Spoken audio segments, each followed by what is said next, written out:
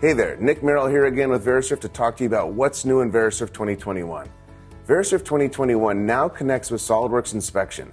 This reduces the time needed to create AS9100 and PPAP inspection documentation of balloon drawings as a part of first article inspection and reporting. Let me show you. From the Report Manager, we'll go to our Settings, Database Settings, and we'll go ahead and check SOLIDWORKS Inspect.